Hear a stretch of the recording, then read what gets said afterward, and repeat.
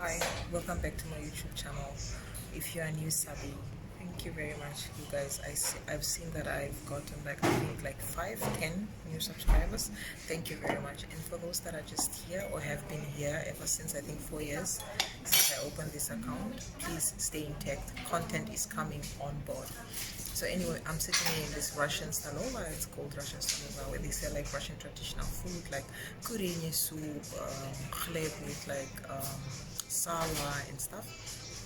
I'm gonna show in the view, so beautiful. Like it's just very cool. So I'm gonna show you guys now. So this is the Russian soup, like kurenie soup with chicken and eggs. I'm just waiting for my brother to comment about this soup because I once made it for us at home, and I'm waiting for him to comment what he said.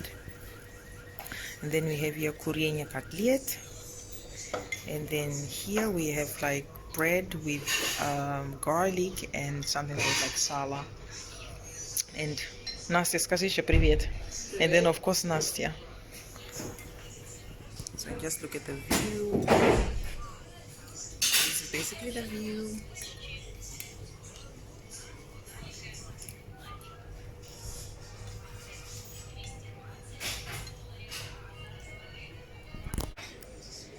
So this is like my bread with the sala that is it's supposed to be sala, but it's not really sala. And then with my garlic, guys, the soup is so good. And of course the view. So isn't it just beautiful? Eating Russian food in Russia with a beautiful view, and it's snowing. Просто кайф. Просто.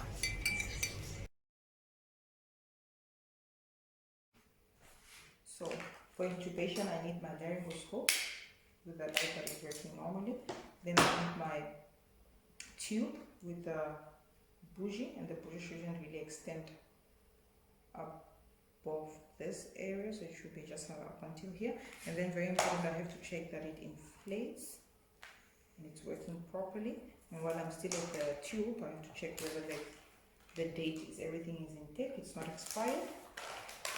Then I have to have my thing for fixating, and then I have to have my syringe to just inflate and deflate, and then I have to have my serviettes. It's very important in Russia to have a serviette.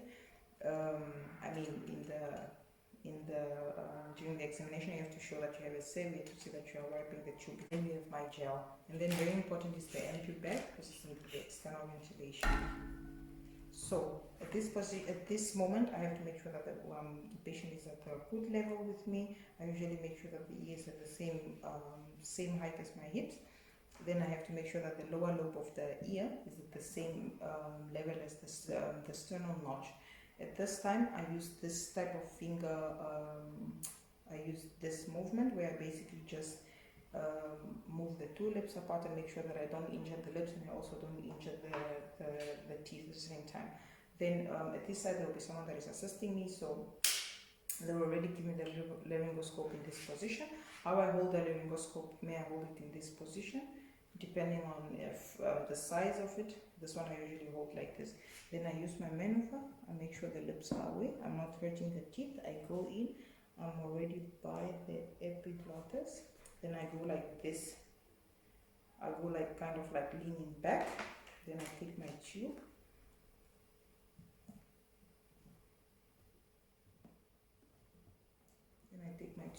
I'm in. Someone removes my bougie for me, connects the NP bag, and at the same time someone will do like NP bagging. Well, at the same time while someone else is NP bagging, I will inflate my balloon, make sure that it's normally inflated. Then I'll have like a stethoscope. I'll listen at 4 points whether my tube is in. And then at the same time, because usually like I don't fixate before I listen, just in case I'm, for example, too deep or I'm too high, I'm just ventilating one lung and stuff. So then I start ventilating, and you can see that I'm in the lungs. Let me just show you guys.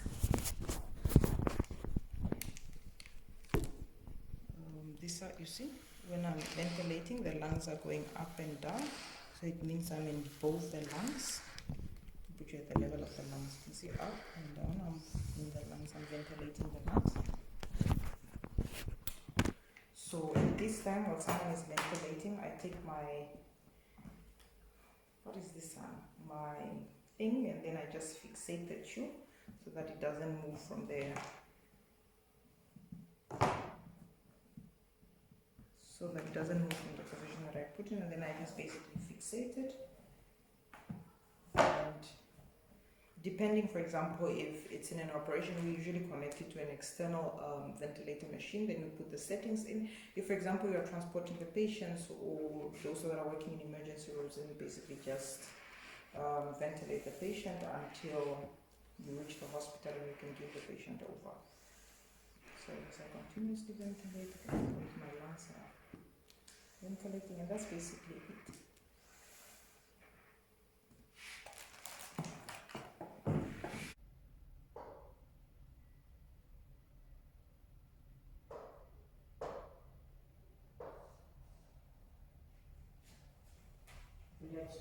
Что не так? Выберите следующее действие. Проверка целостности упаковки и срока годности трубки. Нет, я снова где-то ошиблась. Проверка целостности манжеты. Не понимаю, что я должна была Я делать. тоже, у меня только... Смотри, я выбрала трубку, проводник, варикоскоп, шприц, салфетки. Смазка трубки и проводника. Снова я фонарик не выбрала, блядь. Ну конечно, ну что ты легко. Ладно, иди сюда. Иди сюда. Хочешь попробовать? Давай. Проверка лампочки. Сейчас я это попытку закончить. Это опасно, вот быть сейчас в реальности. Я бы хотела Запрокинуть голову на стол свои руки, которые у меня на стол по картинке. Ну давай тогда. Открыть рот приемом ножницы. Блин, это здорово. Введение клинка.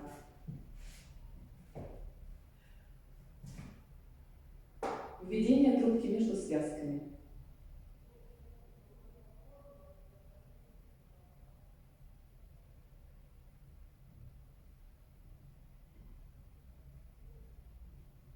Извлечение проводника из варикоскопа. Продвижение трубки.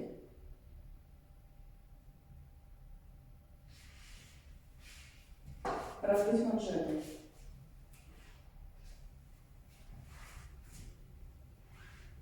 Проверка давления. Вентиляция легких.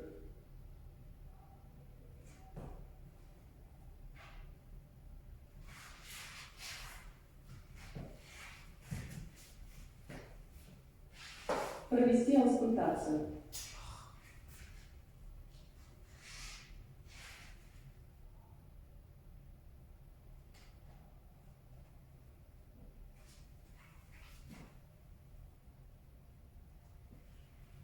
Фиксация трубки.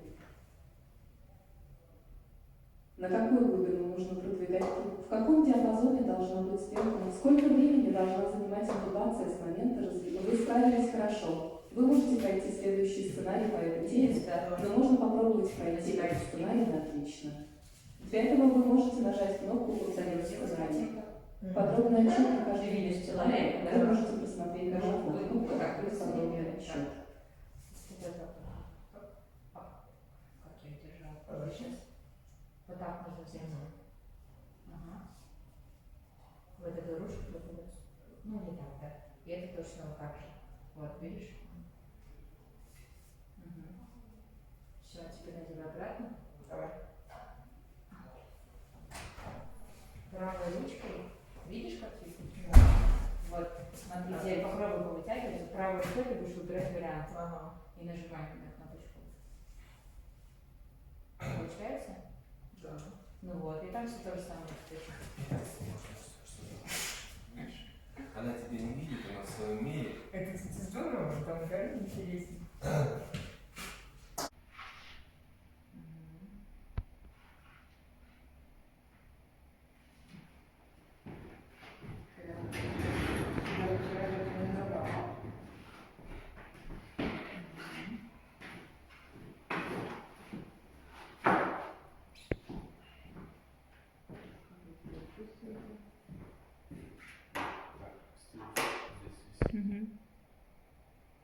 То есть и СЛР можно здесь пройти, да?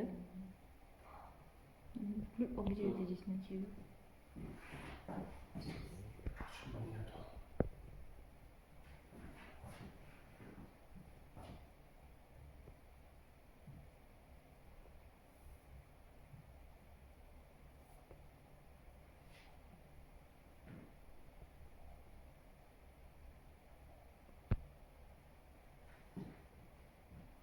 Ах, это так далеко.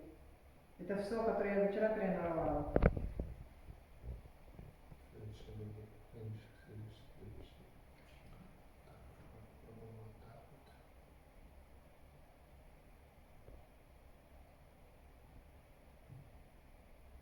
В виду, что если дефибрилляция не нужна, уже сказал, дефибрилляция не требуется. А разряд мы не делаем, поэтому он безопасен для него. Двойной вдох. Наложить дыхательную маску на рот пострадавшему. Это удобно. Дыхательная маска. Запрокинуть голову То есть она есть, пострадавшему. да? Запрокинуть голову надо было сначала. Двойной выдох пострадавшего. Интересно. Двойной выдох пострадавшего тела. Начать компрессию снова теперь. Если мы сделали двойной выдох. Начать компрессию грудной клетки. Да, 3 компрессии. Повторно будет оценивать. Да.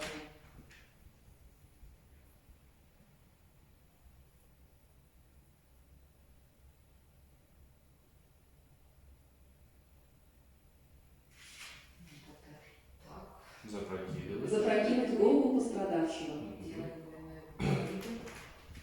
Двойной выдох пострадавшего. Сколько времени нужно слушать дыхание? Сейчас?